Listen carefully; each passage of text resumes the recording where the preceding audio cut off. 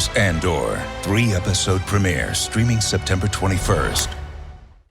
Hey, what's going on, everybody? Welcome back to the channel today for a special review. It is I, Najir, you know me, along with a very special guest and a friend of mine, Victoria Ronnie. Victoria, how you doing today? Hey, I'm doing great. Glad to have you here, as we are going to be covering the new Disney Plus series Andor, which will be releasing on Disney Plus September 21st. You're getting the first 3 episodes of a 12-episode season. Each episode is ranging about 30 to about 40 minutes, while we will be covering the first 4 episodes here in a non-spoiler review. A couple of things I want to throw out to you all before we get started. Obviously, look around on the channel. There are some exclusive interviews from the cast of Andor. Very excited to have talked to them, giving you additional insight of things you can expect this season. And if you've never heard of Andor, and for whatever reason you just kind of stumbled across this review and you're kind of interested in what's your next watch or binge, whatever you want to call it, you know, Andor is taking place 5 years before Rogue One, which, if you haven't seen Rogue One, you're not in trouble. I'm going to tell you, you're not in trouble. But Rogue One has, I think it released, 2016, available also on Disney Plus. And again, if you haven't seen it, just wait. Just wait until November 23rd when all of Andor is done, because after the first 3 episodes of this season, you're getting that new episode weekly until the finale on November 23rd. So I would suggest just wait, because then after that you can just jump into Rogue One, and it kind of just follows the timeline. So there's a little bit of help for you there. But if you haven't seen Rogue One, I'm just going to easily right now say that Rogue One is my favorite Star Wars films. Victoria, what's your favorite? I'm just curious. Oh God, that's so hard for me. That's so hard. I'm one of those people, like, I can't discount any of them, because I last year went and I watched in order, chronological order, everything. It all works. It all works. And Ooh. especially what I love about Rogue One and what I love about this show is that we get to see stuff that's outside the Skywalker saga. Yeah. And and I feel like, especially fans of Rogue One like we've been hungering for this. Yeah. Like getting to get more in the dirt, get lower into that. Yeah. So I love it. Oh, so you just dodged the bullet. You're just not going to say your favorite Star Wars story. I live action too, because I know you. Okay. Yeah. There's that. You know, I know it didn't get much love, but I really do have a soft spot for Solo. I do. Okay. I do. Because I've always been a Han Solo fan. As far as the saga goes, it's a new hope. It's a new hope all day. It's that. And yeah. I know everyone loves Empire Strikes Back. I mean, I've even got a Lando glass right here. But like but yeah, there's just something that's so awesome about the first film, episode 4, just especially knowing how much work was put into it, and how much of, with all the set design and how the world looks, has lived on from just the budget and the resources that first film had. I love it. I love it so much. Yeah. Great appreciation for the craft and really getting things started into this ridiculously crazy fandom that is of Star Wars today, that will live forever. Again, thinking about Andor here, you know, this season again takes 5 years before Rogue One, so this serves as both a spinoff and a prequel. So, you know, again, whether this is your first time jumping into any Star Wars lore, I think you'll be okay. Or if you are hardcore Star Wars fans, then you're much like us, with your hairs on your arms raised, and you know you're not getting much sleep until September 21st because you're waiting to check this out. And again, as Rogue One being my favorite, I mean, this was a no-brainer that I wanted to check this out. But talking about this, the real other big thing that I really liked about this is because a lot of the Star Wars content all have different feels. Mandalorian, Boba Fett is definitely a space western. This goes into one of my favorite genres in spy espionage. And the tone of this feels like Rogue One, but if you haven't seen Rogue One, it does not feel like anything else you've ever seen. It just it exists in the Star Wars universe, and I think it also takes its time into identifying that. I think the first 3 episodes kind of just sets up the stakes, introduces the character, but it just has its own tone, its own feeling. If you didn't know no better, you would be like, this seems like it'd be Star Wars, but I'm not sure. And that's not until you get into episode 4 where things really start to like identify itself with a lot of familiar things, uniforms, planets, and obviously TIE fighters. But I think that the reason I wanted to bring this up bright and early is because with it being 12 episodes, which they are releasing, Disney Plus releasing the first 3 episodes together.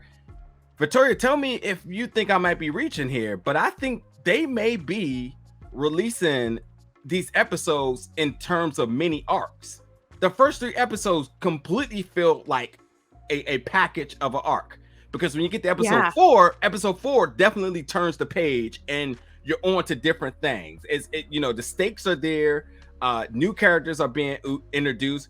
As much as it seems like we said goodbye initially to some characters that we just recently met. So I'm thinking that's kind of how they're going to be doing this, is that they're going to be doing 3, 3, 3, 3. And that's not uncommon. I've seen that. Anime does it all the time, but like, I would not be surprised if that's sort of the build here, and to each 3 episodes is its own little arc. But yeah, what is your thoughts about that? Yeah, no, I agree. And even though we are following Cassian and this is his story, we know it's called Andor. We get to see along his journey so many different people that are involved in many different ways, many different levels in the spark of this rebellion that's happening. And what I love is that everyone matters.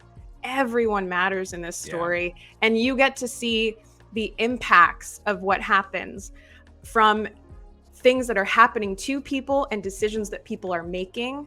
You get to see how they deal with what happens after, and I loved that part of the storytelling, that it really is so driven by every single character that's on that screen.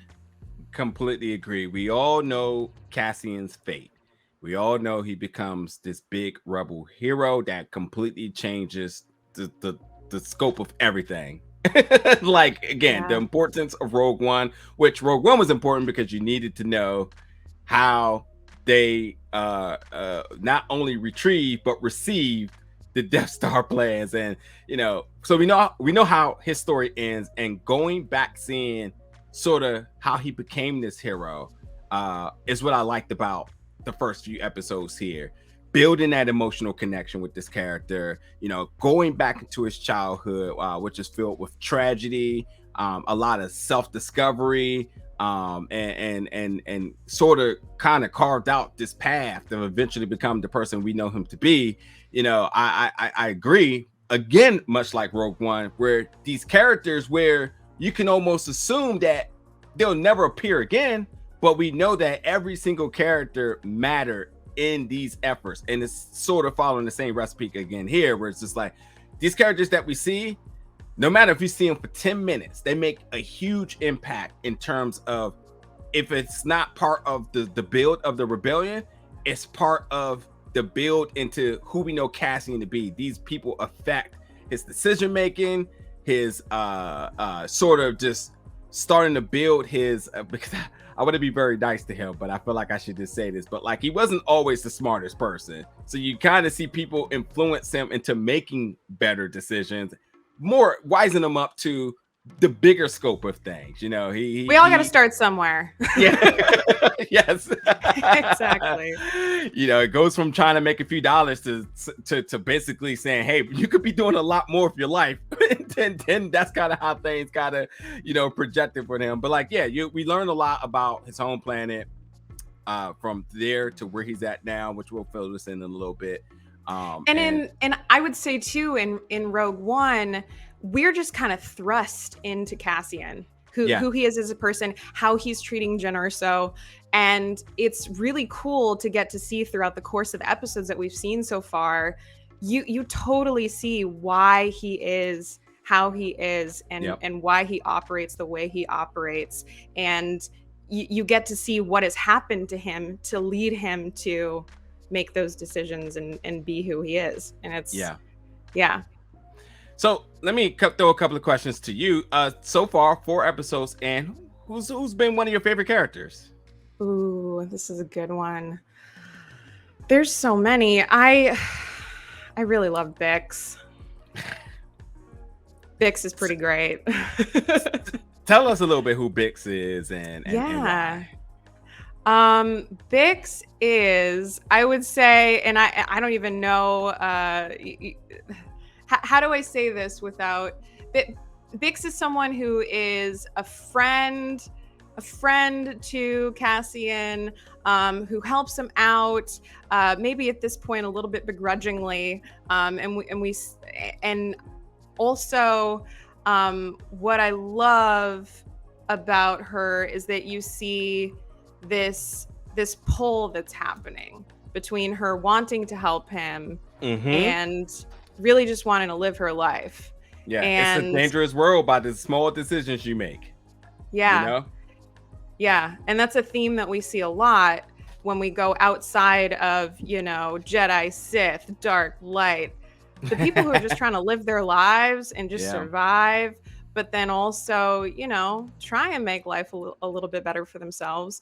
I think that she's at the heart of that, and she's one of the first characters that we see that besides Cassian is really grappling with the day-to-day of what this imperial overtaking is, how it's affecting everyone. A couple other words I'm going to throw out about Bix, because I'm also a fan of Bix too, is, Bix is somebody who is very knowledgeable about scraps and tech and building. So a technician of sorts, or engineer of sorts, but also has been billed as tougher than everybody. And I like how they very much established that she's a badass, but then also established that she has a good balance of like emotional awareness and determination. This character, it's a character to be reckoned with, and I think that you all will easily gravitate towards her early. I am not going to give a favorite character because I'm going to ask my next question for Victoria here. So, okay, hey, we're back at it again. We got 4 episodes. Which one has been your favorite, or if you don't want to answer in that way, which is the episode that you think the audience need to be looking out for? Oof. You gotta stay in till episode 3. Episode 3 for sure. And if we're going back to what you said about, maybe every few episodes is going to be a different arc, like we get to see everything come together, and we get to see, all of everything that each of these people where Cassian's at, how everything that they have done pays off. And it was really cool to get to see that. And in some ways devastating as well, without spoiling anything. Episode 3, I will chime in here. Episode 3 by far has the most action. I think that there's a particular character that we get more story about her. A character that is, I believe, introduced in the second episode. We meet her, and now that we kind of see what her importance to Cassian is. But beyond that, I will say that all characters and their art start to really develop and unfold. But again, a lot of action. The stakes are now on the table, and things are getting going. So I'm gonna have to agree that episode 3 is definitely dope. Definitely dope. I guess I should just say Marva is who I'm talking about. Marva. I mean, we all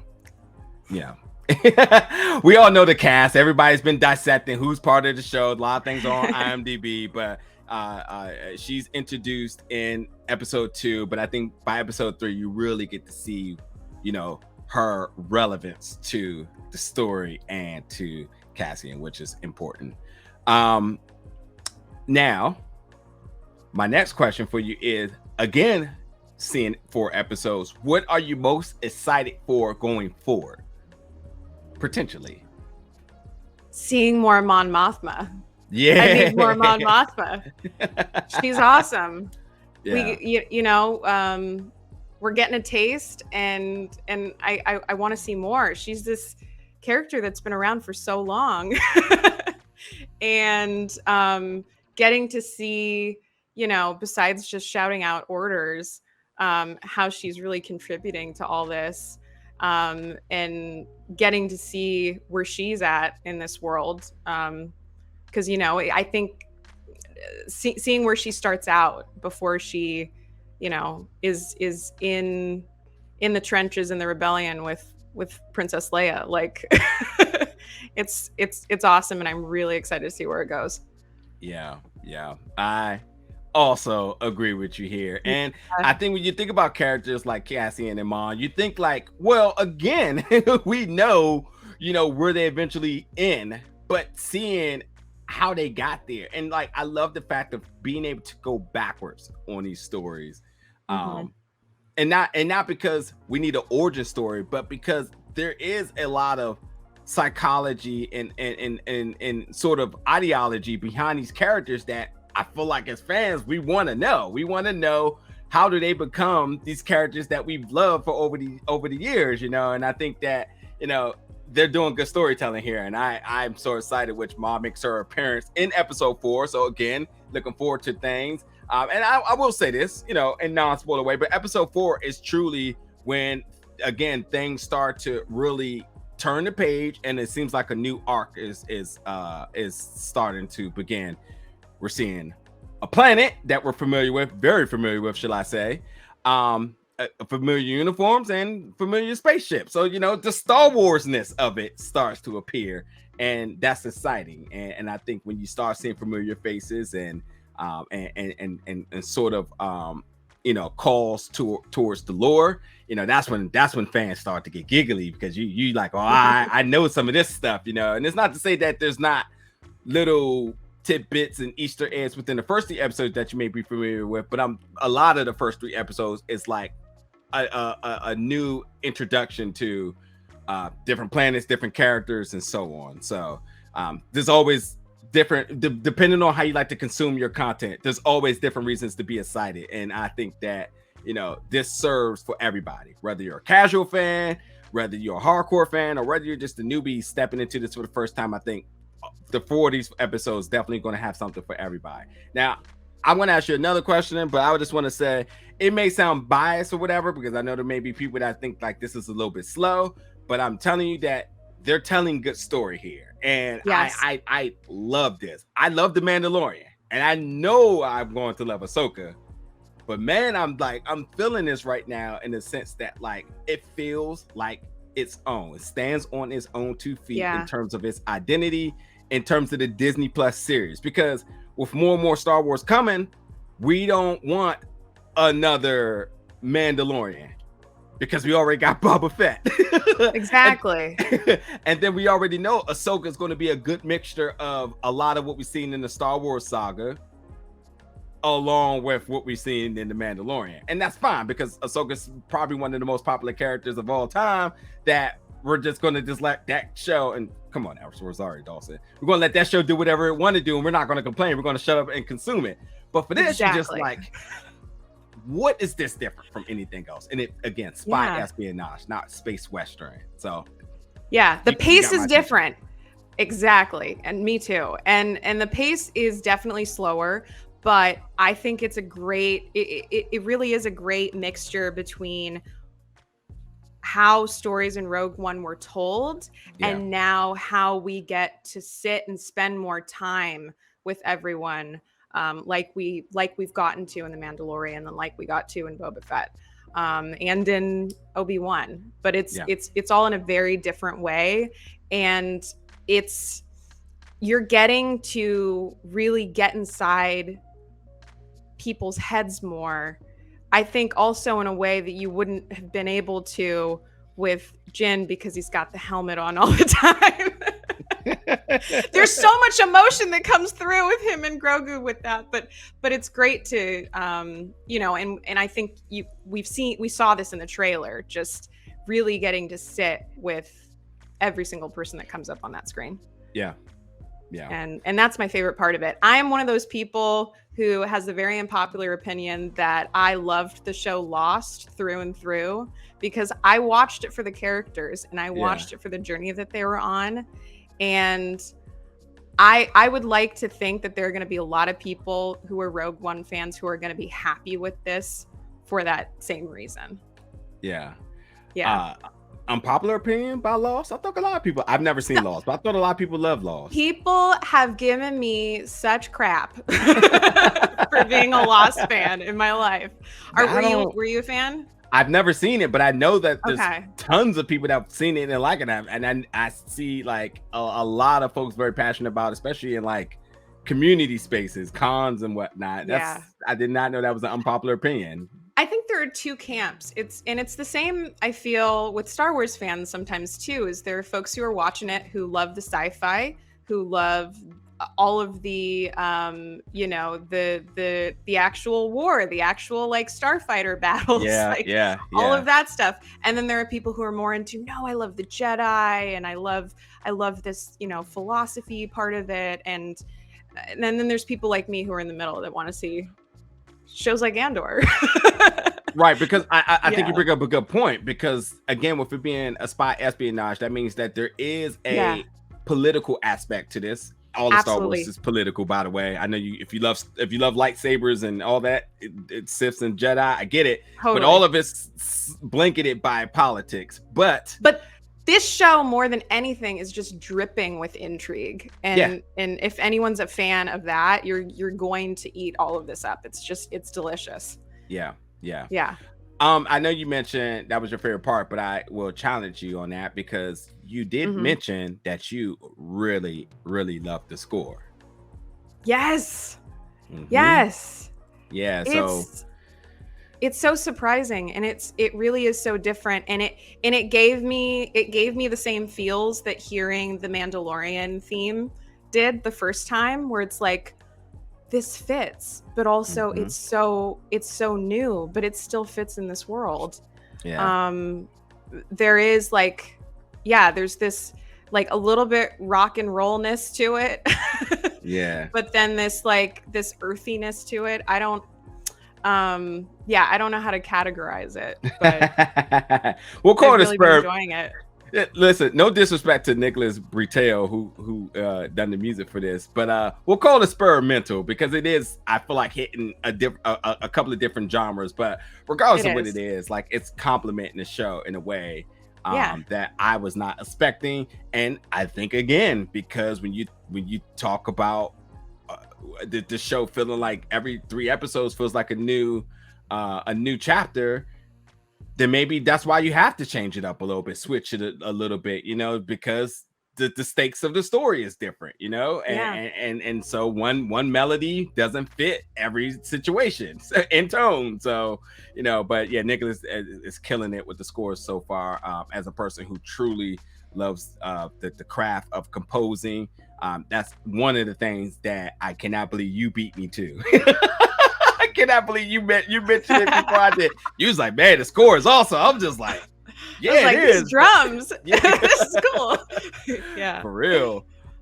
So a couple of other things I want to mention really quick. B, who stands for B23MO, happens to be the new droid in this. I'm mentioning this, also voiced by Dave Chapman. I'm going to mention B because we know Disney loves its merch and merchandise selling, product placement, and that new craze. Absolutely. As I wear a Grogu shirt, because they know what they're doing. I think B may be the next one up. I love the design of this droid. Yeah. Dave is killing it right now as voice acting. Want more? Hopefully we get more. Because B has this little short. B is an interesting character here because B is family. B whole name may be B Andor. Just for clarification here, but B has been through thick and thin with Marva, and B as a droid is not shy to run its mouth. Or shall I say run his mouth? Or let's just say B is not shy. And while B is faithful to Marva, B could be also problematic to the Andor. But I can tell you that the design of B, if not already, will be on shelves very soon. Because it fits Disney mode right here, and we're kind of see where B goes from here. And there's something else too about this product placement. Something else I wanted to say. Oh yes, I know what else too. And then there's a character introduced in episode 2 that I know what you're talking about. Because listen, folks, I'm going to tell you this right now. Keep an eye out on in episode 2. Because I know I'm not the only one as a person who collects tons of Star Wars stuff, especially from the Hasbro Pulse line. There's a particular object that is introduced very moderately and seldomly in a couple of scenes in episode 2 that I said, oh, they're definitely selling that. And it looks like something, it already looks like a Hasbro product.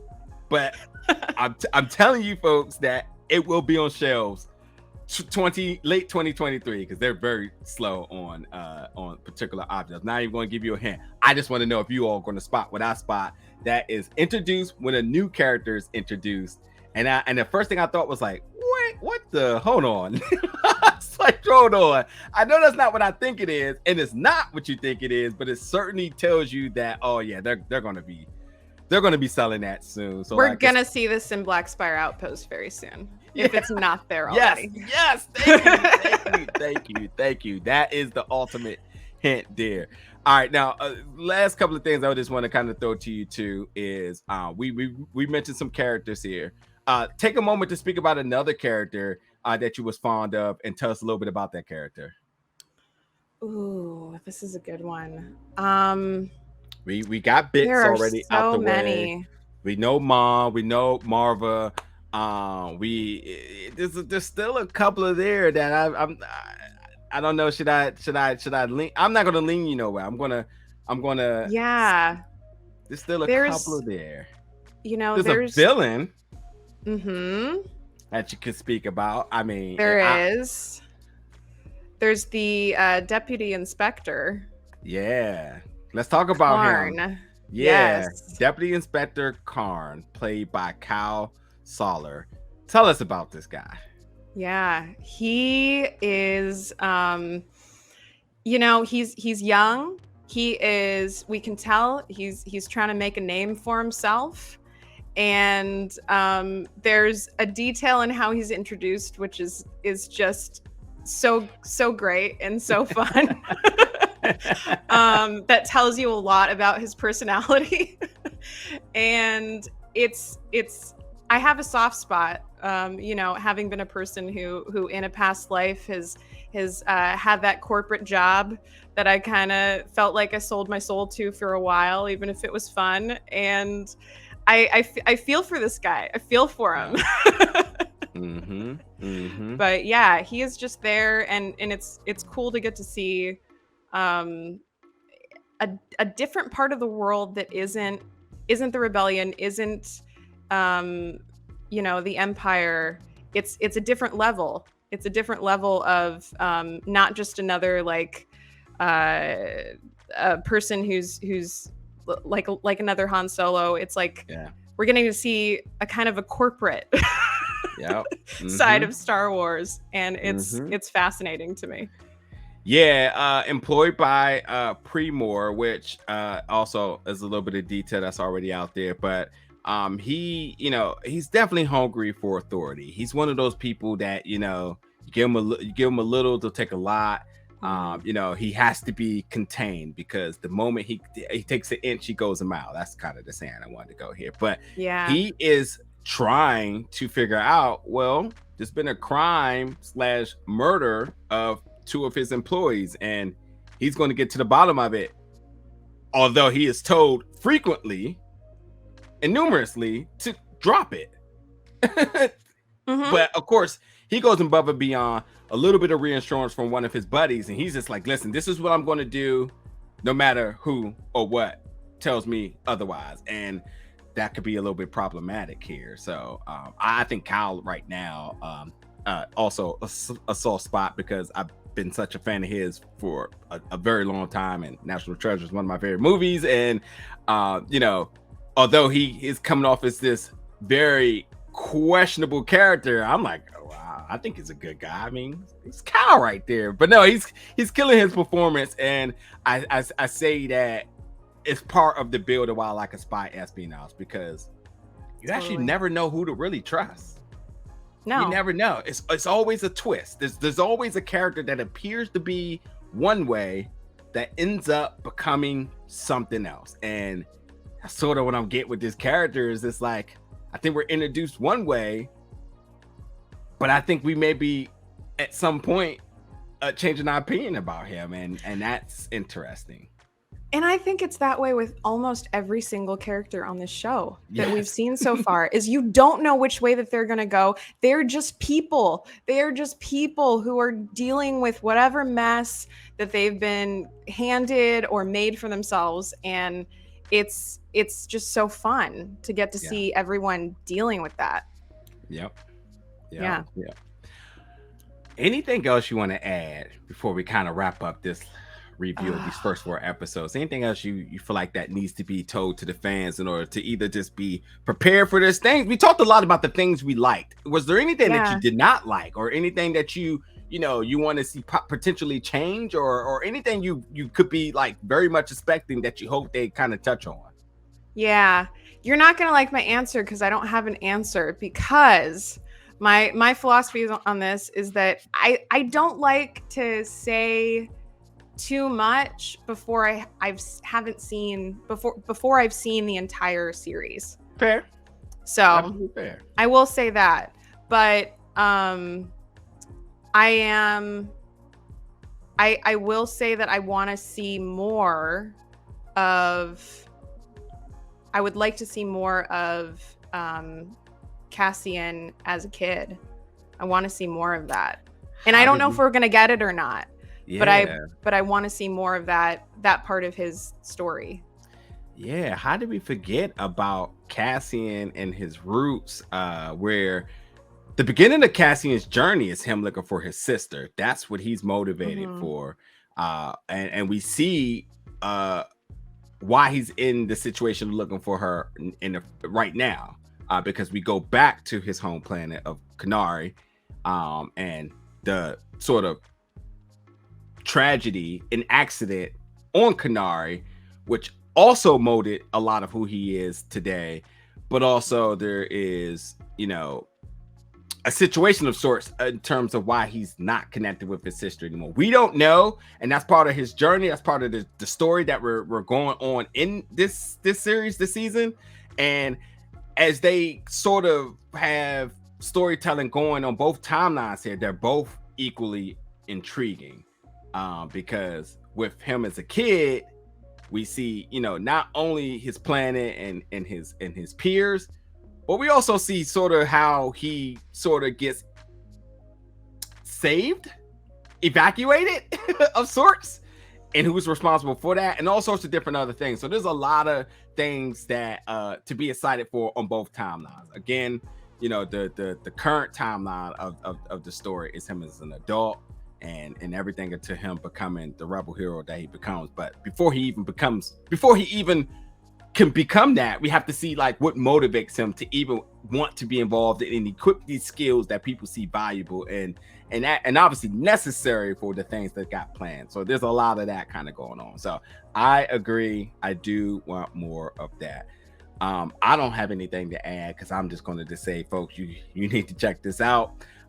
Regardless of hardcore Star Wars fan, or if you're just a Star Wars Skywalker saga lover, or if you're just a Disney Plus connoisseur and you're looking for your next binge, there's a lot of reason to watch this. And if you just never seen any Star Wars ever in your life, and this sounds like something that's interesting to you, totally check it out. September 21st, the first 3 episodes, and then you got a new episode weekly concluding November 23rd, totaling for 12 episodes. As I mentioned, it's about 30 to 40 minutes each episode, filled with so much suspense, clues here, tragedy there, action there, all sorts of different things are kind of happening. No 1-2 episodes seem the same. You just never know what's going to be next, and that is fantastic in my opinion, and good storytelling with good character development and a banging ass score.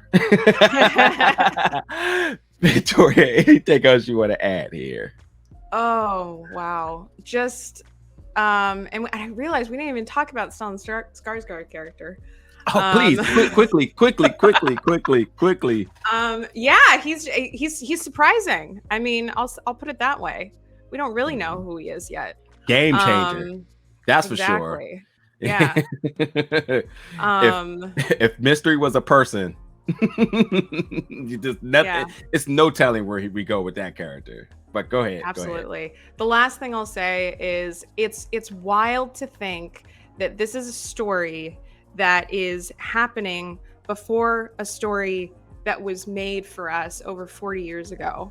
And in some wild way, so many of the themes and the things that are happening in this are things that are reflecting what we're going through in the world right now.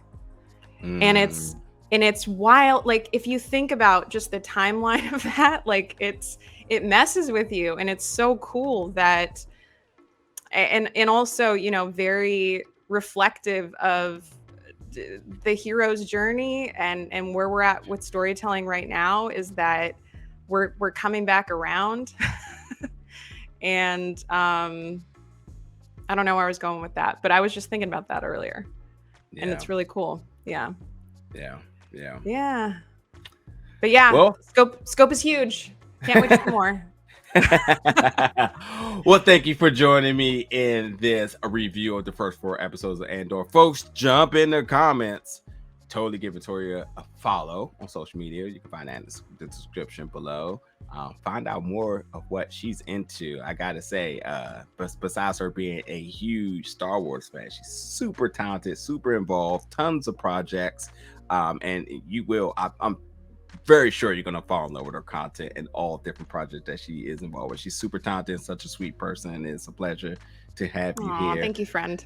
Absolutely. And folks, jump in the comments. You let us know your hype, your excitement for this series. And once you do check it out, come back and kind of fill in the gaps here in terms of some of the things we are discussing in the story that we cannot tell you specifically because it's a spoiler, but you can once you watch it, because that means it's been released. There's a lot going on here. So keep your eyes peeled.